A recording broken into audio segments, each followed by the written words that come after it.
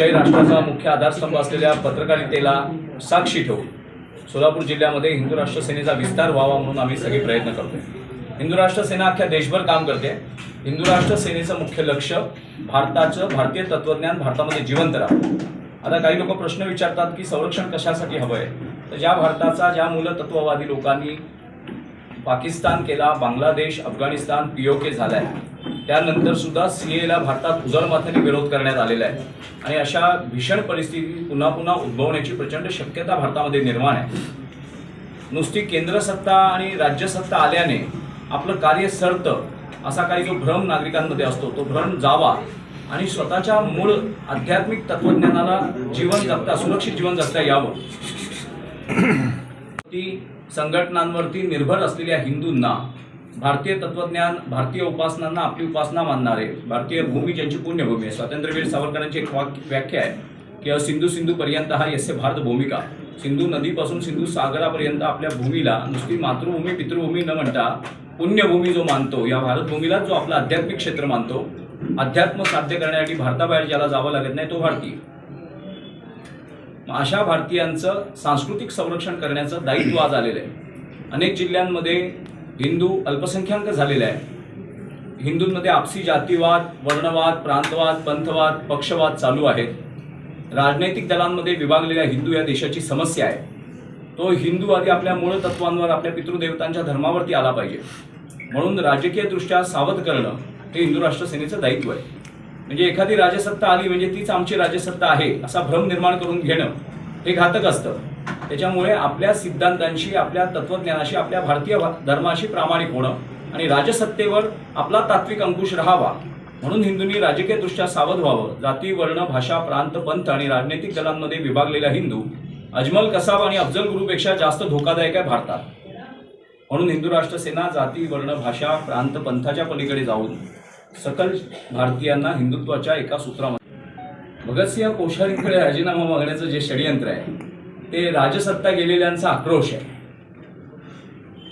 स्वतःच्या विधवापणाला कोश्यारी जबाबदार आहेत असं धरायचं आणि कोश्यारींना दोष द्यायचा। कोश्यारींच्या शिवभक्तीविषयी माझ्या मनात तीळ मात्र सुद्धा शंका नाही आहे, कारण मला असं वाटतं, मला जोपर्यंत ज्ञान आहे तोपर्यंत महाराष्ट्रात आलेल्या सर्व राज्यपालांपैकी एकच महापुरुष असा आहे हा राज्यपाल की ज्याने अनवाणी पायाने रायगड चढलेला आहे। आणि वृद्ध अवस्थेमध्ये रायगड अनवाणी पायाने चढून पत्रकारांनी, आपल्या हक्या बांधवांनी त्यांना विचारल्यानंतर त्यांनी सांगितलं होतं की जते छत्रपती शिवप्रभूंनी भारताचं आध्यात्मिक संरक्षण केलं, ती शिखरभूमी आहे, राजभूमी आहे, तिथे मला वाणा लावून चढायचं नाही, माझे पाय त्या भूमीला स्पर्श झाले पाहिजेत, ते माझ्यासाठी तीर्थक्षेत्र आहे। तेव्हा तेच जे आज ओरडतायत कोश्यारींच्या नावाने, तेव्हा त्यांनी कोश्यारींचा विधानसभेमध्ये सर्व पक्षीय सत्कार का केला नाही, ठराव का मंजूर केला नाही, तेव्हा त्यांच्या शिवभक्तीचं कौतुक का करण्यात आलं नाही आणि शिवाजी महाराजांचा अपमान हा त्यांना व्यक्तिगत शिवीगाळ केली तर होऊ शकतो। डिस्कवरी ऑफ इंडियामध्ये पंडित जवाहरलाल नेहरूंनी शिवाजी महाराज हे दरोडेखोर होते आणि नंतर गांधींनी वाट चुकलेले देशभक्त होते अशा ज्या पुष्ट्या जोडलेल्या आहेत, ते शिवभक्तीचा अपमान असू शकतो, शिवशाहीचा अपमान असू शकतो, शिवतत्वांचा अपमान असू शकतो।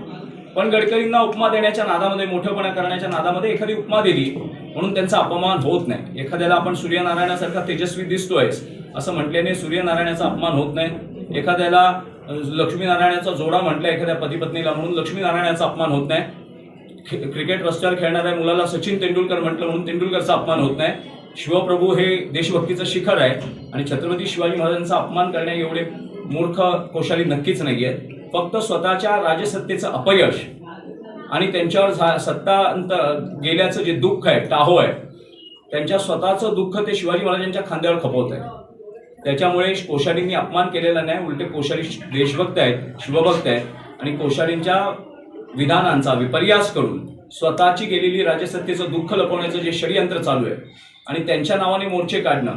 मग बँगलोरमध्ये जेव्हा 2.5 वर्षाची राजसत्ता ह्यांच्याकडे होती, त्या बँगलोरमध्ये काँग्रेसच्या आमदारांच्या, काँग्रेसच्या कार्यकर्त्यांनी छत्रपती शिवाजी महाराजांच्या मूर्त्यांवरती काळी शाई फेकली होती, तेव्हा यांना काहीच वाटलं नाही। डिस्कवरी ऑफ इंडियामध्ये स्वतः नेहरूंनी शिवाजी महाराजांना दरोडेखोर म्हटलेलं आहे, त्या काँग्रेसला राजसत्तेत आणून शिवसेनेने, राष्ट्रवादीने कुठचं प्रादेशिक अस्मिता जपली आहे। त्याच्यामुळे कोश्यारींनी अपमान केलेला नाही, उलटा कोश्यारी शिवभक्तांना कोश्यारींच्या नावाने दिशाभूल केली जाते।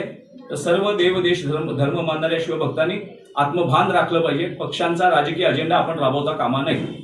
त्यांनी कोश्यारी पाहिलेलं आता देशद्रोही का म्हणायचं? सीए म्हणजे काय आहे? सिटिझनशिप अमेंडमेंट ऍक्ट आहे, भारताचं जे खंडन झालंय, भारताचं जे विभाजन झालंय, त्या विभाजित म्हणजे आजच्या पाकिस्तानमध्ये, आजच्या अफगाणिस्तानमध्ये आणि आजच्या बांगलादेशमध्ये तिथे जो नॉन मुस्लिम समाज राहिलेला आहे की त्याच्यात ख्रिस्ती आहेत, पारशी आहेत, जैन आहेत, बौद्ध आहेत, हिंदू आहेत, या सगळ्यांचा तिकडे ते नॉन मुस्लिम असल्यामुळे धार्मिक छळ होतोय.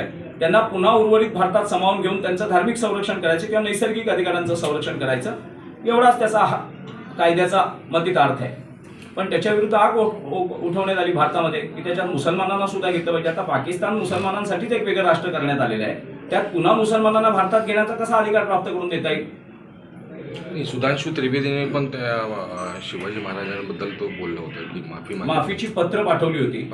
त्यांनी सांगताना शत्रूशी डील करताना कसे डावपेच आखावे लागतात याविषयी बोलले होते. आपलं राजकीय धोरण, आपलं संरक्षण, आपल्या प्रजेचं संरक्षण करताना आपल्याला राजाला कुठच्याही प्रकारे डावपेच खेळावे लागतात. तसं तर अफजल खानाला पण त्यांनी दया, कृपा, क्षमेचं पत्र पाठवलेलं आहे. त्याच्यामुळे शिवाजी महाराजांच्या डावपेचांची तुलना केलेली आहे. शिवाजी महाराज माफीवीर होते असं नाही म्हटलंय. राहुल गांधी जे सांगतायत राहुल सावरकर माफीवीर होते, असं मूर्खपणाचं विधान केलेलं नाहीये त्यांनी. सर, लव जिहाद आणि धर्मांतर विरोधी कायद्याची आपली मागणी आहे. नेमका कायदा कसा असावा अशी आपली कायद्याचा मसुदा तयार होतोय. लव जिहाद म्हणजे हे नैसर्गिक प्रेम नसून आतापर्यंत साधारण लाखाच्या वर मुली केरळमध्येच आणि खूप मोठ्या म्हणजे केरळ हायकोर्टाचं एक सायटिशन आहे, जजमेंट आहे. त्याच्यानंतर हादिया केस केरळची तुम्हाला सगळ्यांना माहीत असेल. एक डॉक्टर MBBS करायला गेलेल्या मुलीने लव जिहादच्या प्रकरणामध्ये फसली आणि मग ते केरळ हायकोर्टाने तिची कस्टडी तात्विक आणि तांत्रिक मुद्द्यांवरती वडिलांकडे दिली. त्यानंतर तो मुस्लिम नवरा आणि त्याचा समाज आणि त्याचे पाठीराखे आणि ती मुलगी सुप्रीम कोर्टात गेली. सुप्रीम कोर्टाने त्यावेळेला CBIला आणि NIAला आदेश दिला आणि त्या आदेशात त्यांनी म्हटलं की खरोखर हे प्रकरण नैसर्गिक आहे का प्री प्लॅन आहे याचा शोध घ्या. आणि NIA आणि CBI दोघांचे अहवाल आहेत. साधारण 2021-19च्या आसपासचं जजमेंट आहे. ते दोन्हींचे अहवाल असे आहेत की यांचं नैसर्गिक प्रेम नसून तिच्या रूममेट असलेल्या मुलींनी ठरवून केलेलं आहे. यांचं पूर्वप्रेम नाही. ते अचानक तिचं इस्लामीकरण करण्यात आलं, तिला पक्की जिहादी करण्यात आली. त्यानंतर ती तिच्या घराचा, तिच्या धर्माचा, तिच्या कुलाचाराचा अपमान करून घरामध्येच गोमांस खाऊ लागली किंवा काय करू लागली. त्यानंतर तिने धर्मांतरण करून मुस्लिम नवऱ्याशी लग्न केलेलं आहे. प्रेम प्रकरण नाहीये. कुठच्याही मॅरेज ब्युरोच्या वेबसाईटवर वगैरे त्यांचं कुठचंही काही आढळलं नाहीये. म्हणजे सुप्रीम कोर्टाने हे मान्य केलं. फक्त एवढंच सांगितलं की 21 वर्षाची असल्यामुळे आज आम्ही तिला अडवू शकत नाही. भारतीय राज्यघटनेच्या नियमानुसार 18 वर्षानंतर तिला अधिकार मिळतो. त्यामुळे त्या अधिकारात ती आता जिथे मागणी करेल तिथे आम्हाला सोडावं लागणार. पण हे प्रकरण भीषण आहे असं सुप्रीम कोर्टाची टिप्पणी आहे. आता सर्जिकल स्ट्राईकवर राहुल गांधींनी संशय घेतला होता. त्याच्यानंतर आता भारत चीन सीमेवरती जो वाद झालाय सैन्याचा, त्याच्यावरती यांनी शंका उपस्थित केलेली आहे. शेवटी सैन्याच्या कमांडर्सना सांगावं लागलेलं आहे की तुमच्या आतल्या राजकारणाचा कलंक आमच्या भारतीय सैन्याच्या शौर्याला लावू नका. म्हणजे भारतीय सैन्य सुद्धा स्वतःच्या क्षुल्लक राजकीय स्वार्थासाठी वापरणार आहे किंवा सर्जिकल स्ट्राईक, एअर स्ट्राईकवर शंका उपस्थित करून भारतीय सैन्याचं मनोबल तोडून आंतरराष्ट्रीय स्तरावर भारताची ख्याती खराब करणारे हे भारत जोडो कसं काय करतील? जे महाराष्ट्रात येऊन सावरकरांविषयी अवमानजनक बोलतात, गांधी नेहरूंपेक्षा जास्त कारावास ज्यांनी भोगला, अंदमानसारखं भीषण कारावास जास्त स्वातंत्र्यवीर सावरकरांनी भोगला, त्यांनी समाज शुद्धी केली. रत्नागिरीमध्ये जातीशुद्धी, भाषाशुद्धी, वर्णशुद्धी सगळ्या शुद्धी केल्या.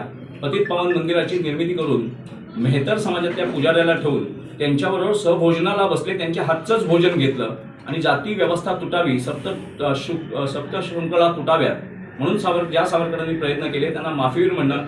राहुल गांधीला स्वतःचा राजकीय इतिहास काय आहे? राजीव गांधीचा मुलगा असणं हा त्याचा राजकीय इतिहास असेल. अशा राजकीय इतिहास असलेली घराणेशाही आम्हाला नको आहे. कर्तृत्ववान पुरुषांची निर्मिती करणारी राष्ट्रनिष्ठ यंत्रणा या देशात राबवली गेली पाहिजे. कुणाचा तरी मुलगा आहे, कुणाचा तरी बाप आहे, कुणाचा तरी नातू आहे म्हणून जर आपल्यावर लादल्या जाणार असेल तर अशा राजसत्तेचा धिक्कार करून भारतीयत्वाचा पुरस्कार करणाऱ्या आणि भारतीय तळागाळातून संघर्षातून वर आलेली नेतृत्व आम्हाला हवी आहेत. उदाहरणार्थ नरेंद्र मोदी असतील किंवा आधी योगी आदित्यनाथ असतील. हिंदी चित्रपटांनी प्रेम प्रकरणांचा बाऊ केला आणि प्रेम प्रकरण हेच माणसाचं अंतिम लक्ष असतं आणि ते पण शारीरिक प्रेम. मुळात भारतीय अध्यात्मशास्त्रात प्रेमाचा अर्थ आत्म्यातून परमात्म्यात विलीन होण्यासाठी केलेली आध्यात्मिक क्रिया म्हणजे प्रेम. पण शारीरिक वासनांना प्रेमाच्या केंद्रबिंदू आणून ठेवून आई वडिलांचा विरोध करून प्रेम करणं म्हणजे खूप शौर्य संपन्न आहे, डायनामिक आहे असा एक भ्रम निर्माण केला जातो. ज्या आई वडिलांनी कर्ज काढून शालेय शिक्षण दिलेलं असतं त्यांच्या सगळ्या श्रमांची माती केली जाते.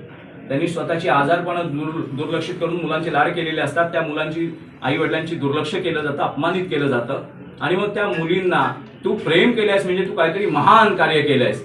मागे तुम्हाला एक सांगतो की जेव्हा पॉस्को ऍक्ट आला नव्हता तेव्हा मुंबईमध्ये भोपाळमधून सुरतमधून 16 वर्षाच्या मुली पळून आल्या होत्या. 17 वर्षाच्या मुली पळून आल्या होत्या आणि त्यांना अशा काही संस्था होत्या की ज्याच्यात मुली हिंदू असायच्या आणि मुलं मुसलमान असायची. आणि मग त्या मुलांना त्या मुसलमान मुलावर प्रेम करणं म्हणजे काहीतरी बंड काहीतरी शौर्य असं भासवून त्या मुलींचं उदात्तीकरण करून न्यायालयाला त्यांना संरक्षण द्यायला भाग पाडलं जायचं.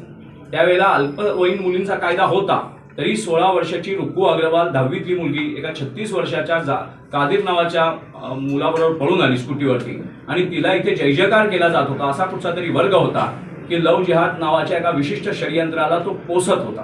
आणि हे भारतातलं धडधडीत सत्य आहे. ते वर्तमानपत्रांच्या पत्रकारांना अभ्यासकांना राजकारण्यांना सगळ्यांना माहिती आहे, पण त्याला टाहो फोडायला वाचा फोडायला कोण तयार नाहीये. म्हणून लव जिहाद प्रकरण केरळ हायकोर्टाच्या जस्टिस नारायणन यांनी मागे 2007-8 साली लव जिहाद नावाचा प्रकार आहे. अच्युतानंद नावाचे कम्युनिस्ट असणारे मुख्यमंत्री केरळचे दिल्ली प्रेस कॉन्फरन्समध्ये बोलले होते की PFI popular front of India देशाचं पुढील 20 वर्षात इस्लामीकरण करण्याची मोठी षडयंत्र रचते आहे. आणि 2007 साली केलेल्या विधानाला 2022 साली म्हणजे नवरात्री गेली त्याच्या पहिल्या दिवशी घटस्थापनेच्या दिवशी पटना पोलिसांनी आणि NIA ने मिळून केलेल्या कारवाईमध्ये पटना पोलिसांमधला एक PI रँकचा व्हॉलेंटरी रिटायर्ड ऑफिसर त्याच्या घरामध्ये PFIचा सर्व्हर चालवला जात होता आणि तिथे PFIचा जो अजेंडा मिळालाय त्याच्या पान क्रमांक 7 वरती भारताचं 1947 ते 2047 पर्यंत भारताचं पूर्ण गजवा हिंद इस्लामीकरण करायचा अजेंडा सापडलेला आहे. एवढं सगळं प्राप्त झाल्यानंतर सुद्धा धर्मनिरपेक्षतेच्या गडबड गप्पांनी हिंदूंना भुलवलं जात असेल, फसवलं जात असेल, ठकवलं जात असेल तर तो जगातली सर्वात प्राचीन संस्कृती असलेल्या वसुधैव कुटुंबकम सर्वे सुखिनः सन्तु सर्वे सन्तु निरामया म्हणणाऱ्या भारतीयांचं रक्षण करणं हे आम्ही आमचं आद्य कर्तव्य समजतो. आपण म्हणाला